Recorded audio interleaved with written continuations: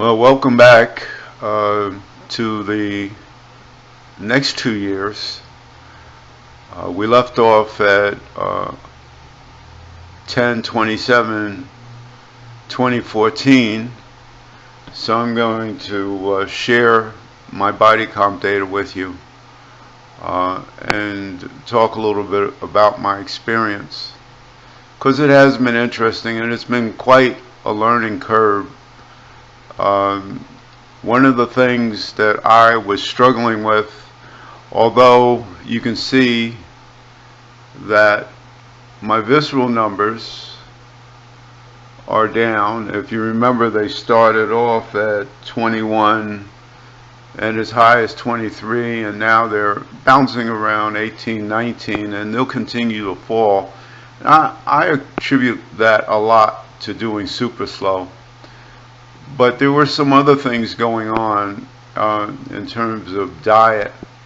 I was following a paleo diet that had a slight restriction in carbohydrates, but I noticed that it was really too many carbs for me. I found that as I ate carbohydrates, I wanted to eat more carbohydrates, and I'd find myself after a few months of using willpower, just falling into sugar jags and falling into a habit of eating things like chocolate covered almonds, and it would take me a week or even 2 weeks to break out of eating that and getting back onto a reasonable diet. I was also eating too much protein, and it took me a long time to learn just how little protein I really needed to eat. I found that I was yo-yoing, so you can see my weight is going up and down, 230 down into the 220s, and then bouncing back up, and it wouldn't stabilize. But I must admit that the visceral fat stayed pretty stable, and most importantly, I wasn't losing muscle. Even when my weight started going down, I started off at 74.5 pounds of muscle and 77.5 pounds of fat. So you can see that there's roughly somewhere between 18 to 20 pounds of fat loss. So that's exciting, and I'm down into the 220s now. Also, you can see my body age that was pinned at 80 is now falling down to 77, not quite enough. Now look, I'm starting to hit 17s on the visceral. This is good, but that number should be 7, not 70, not 17. So in terms of diet, what I was discovering was that I needed something that was sustainable. Everything with me is about sustainability, and if it's too hard to do, I won't continue. I have to find ways to sustain it. So I discovered something called nutritional ketogenics. Nothing new. Some people think it's a diet, but I quickly learned that it's more than a diet, it's a lifestyle. It is very inclusive. And there's a ton of stuff to learn, just as there is a ton of stuff to learn as you practice body by science. But I'm looking for sustainability. I'm looking for something that I can do forever. I'm going to stop right here because this is when I started practicing a ketogenic lifestyle, and I'll tell you, it's not an easy thing to do, to change your lifestyle. And what it is changing your lifestyle from being a sugar burner to being a fat burner. And then if you can practice deeply enough, you'll find yourself going into a nutritional keto state or becoming highly keto adapted. Whether you do or not doesn't really matter. What you want to do is become fat adapted. And there's a ton of reasons that I'm not going to go over, but there's so many reasons to get off sugar. I can't even begin to tell you. But you'll see results from that as we continue down. Let's take a look now. The visceral fat still 17, 18. The body weight is dropping to 25, and it kind of steadily goes down. There's a few things that forces it up, and it has more to do with stress than diet. In keto, I began to restrict my carbohydrates to 15 grams of carbohydrates, and today I'm even lower than that. I operate, say 9 and below as a rule, but I never go above 15. But it was learning how to eat fat. That's the tough part, because I increased the amount of fat to 200 grams or more of fat. That's 1,800 calories.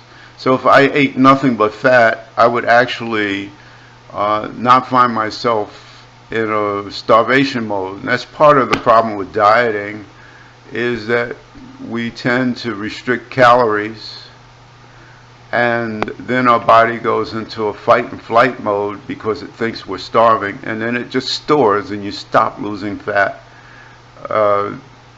You don't want that. You see, you have to keep your calories up. And fat allows you to do that without eating a lot of carbohydrates. That brings on, cortisol release and glucose release, and even eating too much protein. And I had practiced nutritional ketogenics for about 8, maybe even 10 months before I realized that I was still eating too much protein. I was going for moderate protein, about 40 grams a day. I cut that in half, and that's when things really started making a difference. So it was moving into a keto lifestyle, and it's a lifestyle. I had to learn how to sleep again. I used to pride myself on sleeping 4 hours a day, and I had a girlfriend who used to call me the man that naps, because I never really slept. I had to force myself to start sleeping at least 7 hours a day. 8 would be better, but it's going to maybe take a little longer. But at 7 I'm doing all right, and you need that kind of sleep if you want to start methylating. And methylating is a process of healing your body, and that's when you rebuild and repair and burn fat. And build muscle, which is key. I also want to point out this point, well, we're still hitting the 220s, so there's nothing really drastic going on here, but I'm maintaining muscle as fat continues to go down. But it gets better, or how does that go? Wait, there's more.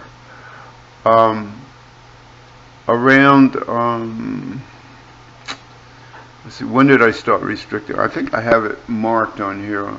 I'll see it when it comes up. When I started restricting the protein intake, that's when weight started dropping off. So that was one of the things I had to do, was to learn how to restrict or how to eat more fat. Not so easy to do, and the kind of fat you eat is important. Oddly enough, you need cholesterol, and because cholesterol is a big hormone food. That was another thing that I learned as I was practicing this keto lifestyle, was that I was estrogen dominant, and you're not going to really build muscle and lose fat if you're estrogen dominant. Um, I needed higher testosterone numbers, and the older you get, the lower your testosterone is going to go. So you have to actually work at eating the right kinds of food. It's not really dieting. My diet is decadent. I mean, I'm never hungry, or rarely am I hungry. I mean, if I go long enough without eating, I'll get hungry. But for the most part, I'm not hungry. I stay pretty sated. Uh, I eat like every 6 hours, so it's twice a day. I'm sorry, every 12 hours, so it's like twice a day. And I do really well with that. And it gives my body a chance to heal and repair. Still doing super slow once a week. One of the things that happened was that I was doing super slow, only super slow, and walking my dog. He was a Weimaraner, so it meant I get to walk a couple of miles at least a day with him. That was helpful. And then once or twice a week I would ride my bicycle to the grocery store. And that was really all the activity I had. Most of the times I was just sitting in front of the computer. I got to clean the house once a week. That's like a workout. but it's not a lot of activity. It's sort of a sedentary lifestyle, except for my workout day. And I find that I needed more than that. What happened was my dog died, and then I tried going for walks on my own, but it was just too sad. I really miss him. And then some needy person managed to steal my bicycle. I really hope it serves them as well as it served me. But it left me in a state of only doing super slow. So I needed to find something else. Because you need to get your blood circulating, you need to contract and relax your muscles. So I discovered something called functional cardio. And that seemed to fill the bill. Now with me, if it's not sustainable, I won't do it. If it's too hard or takes too much time, I'm not interested. I mean, super slow, 12 minutes, actually less than 12 minutes, and I'm done. And I'm really done. If you do the thing right, you'll dig a deep hole. So you can't do super slow more than once a week. At least I can't. In the beginning, I was able to do it twice a week, but I wasn't digging a big hole. But today, it takes me at least 5 days to recover, and sometimes 6. So you can't do a lot of heavy lifting every day. That way you just go backwards. What that does is it puts you in a fight and flight mode. Super slow does that also. And then what happens is you start to build a lot of cortisol. So this is when I learned to reduce my protein, and I brought my protein down to 20 to 25 grams a day. And I was maintaining under 15 grams of carbohydrates and around 200 grams of fat, which is 1,800 calories. So, I mean, in terms of macronutrients, I was between 87 and 94% fat is my diet. And again, you just can't eat coconut oil, although I did eat a lot of that, MCT oil. But I also eat beef tallow, duck fat, bacon drippings. I eat bacon. People say,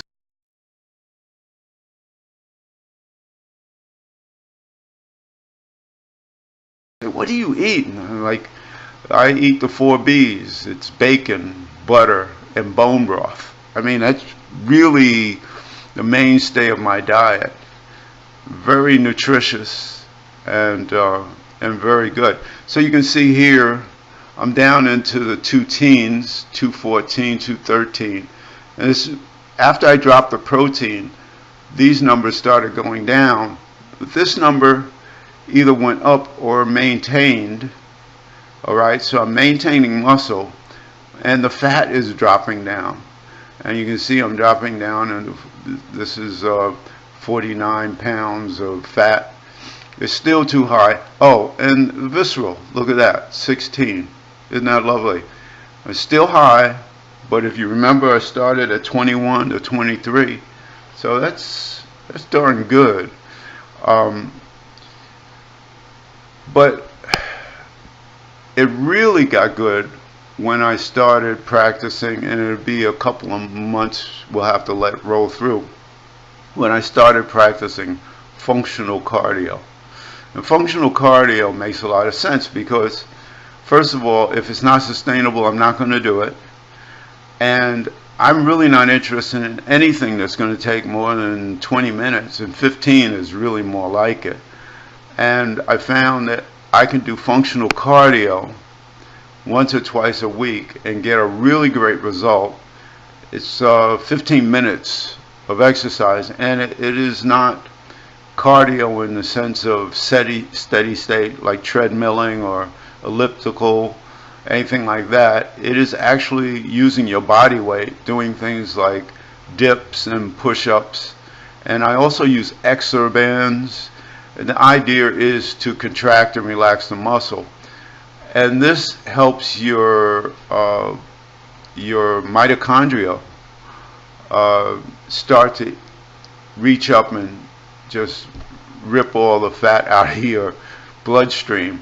So it's pretty good, but it doesn't cause a cortisol release, which is very important. Sleep and staying calm. And Doug would write things like, you need to stay cool.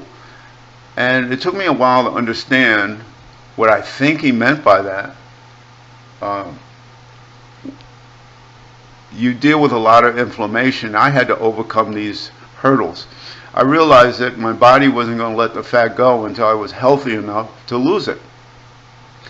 And part of that was getting my inflammation down. That goes down when your visceral fat goes down. 15, I'm hitting 15.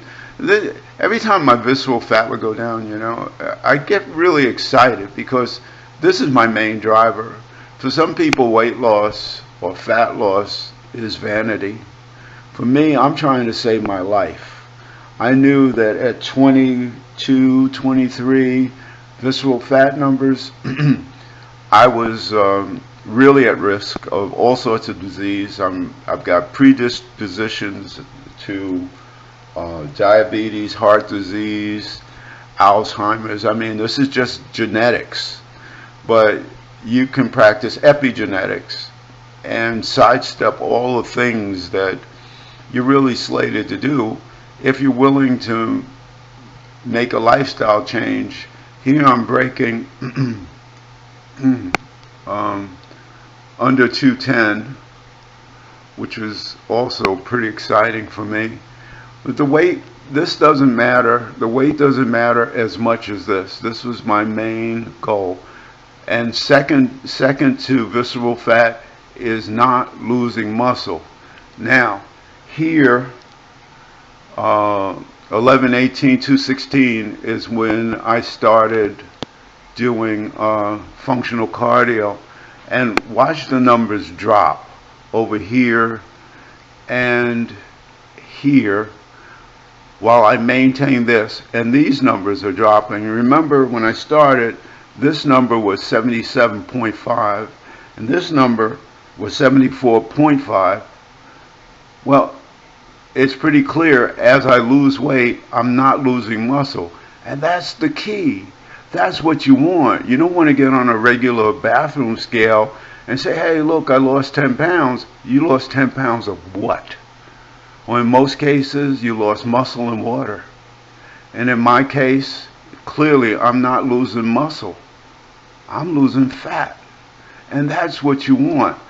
Not only that, but visceral, look at this, dipping down to 15. This is where I see my plateaus, because this number will hang in, and then it'll drop down, and then hang in, and drop down. And you can see now it hits 12, and that's kind of typical it'll drop down to 12, and then it'll go back and get back on the plateau. But I'm still dropping. Here, I'm dropping, well, up here actually, I dropped under 200. And here I seem to be under 200, and I'm staying under 200. I haven't seen these numbers for 25, maybe even 30 years. So that's pretty good. And then finally, we're coming to today. And so I think I know that I wouldn't have been able to do functional cardio at 260 4 years ago. I mean, I wasn't strong enough to do the floor work, like push-ups. I could maybe do one push-up. I couldn't do 30, you know, or 3 sets of 10, like that. I could maybe crank out 10 air squats, but that was about it. But as I continued to do super slow, after the first year, I could actually do a few push-ups and air squats and things like that. So you have to get strong enough. So if you're like me, if you were or are, you know, in your 250s, 60s, in your 60s, I'm 66 years ago, and you can see my body age, by the way, is down to 65. It's 1 year younger than I actually physically am. I'm 66, and it dropped down to 65 today. That was interesting. But this is the number I want to go down. I'm still 5 points too high. This number should be 7. That's considered normal. I'm at 12, so it still needs to go down.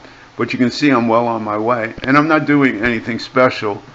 I'm still eating tons of fat. I probably missed the 200 mark a lot of days, but at this point it doesn't matter because I am fat adapted, and I do slip into keto, which is great. I mean, it's like,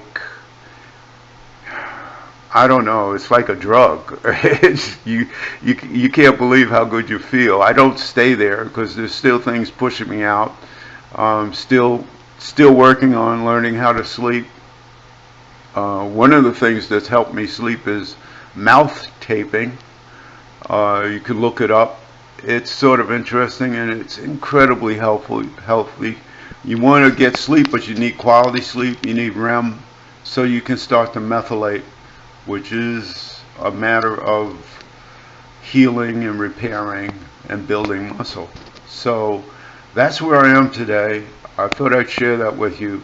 I wish I could talk more about the diet and lifestyle, but it's very complicated. If you have specific questions, I'd be happy to try to answer them. Just leave me a comment. And give me a thumbs up if you like what you're seeing. It's helpful. All right, so I'll probably continue to do this until I hit 7 on the visceral. In terms of posting, I'm going to continue to collect data probably forever. It's just a habit, because this is a form of biofeedback.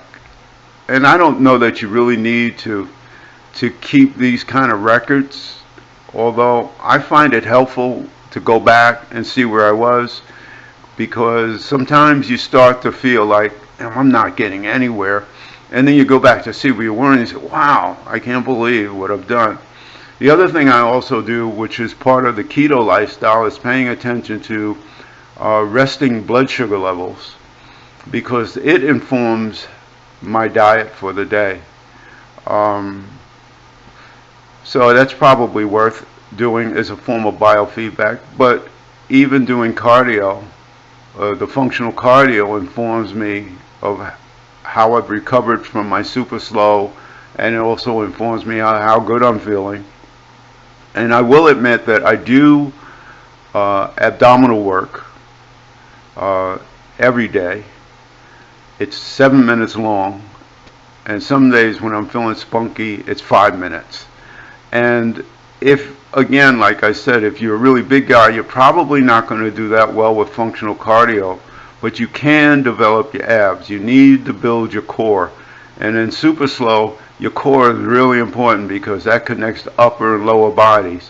And you don't want that to be the weak link. You want it to be the strong link. And you can find a good cardio program to do. The last thing I do is a sit-up. But I'll tell you, if you were just doing 30 seconds of plank and you do that for 5 minutes, you will build incredible core. And you're building. You can't spot lose fat, so you're not going to work off your belly. But what you can do is you can spot gain muscle. And muscle is muscle, and mitochondria is mitochondria, so it's all to your benefit. So here's the good news. If you remember when I started, I was at 74.5. I'm here at 74.4. That means no muscle loss. Although about 60 pounds of weight loss, and this is down, remember this was 77.5, and now it's 31.7. So this is all good stuff. I'll report back maybe in a year, maybe 2 years, I don't know, but I will continue to keep this, and then I'll put out another video when I get a chance. Alright, thanks for listening. Like I said, give me a thumbs up if you like it. Write me a comment if you have a question. I'll be happy to try to answer them. And lots of luck with your fat loss.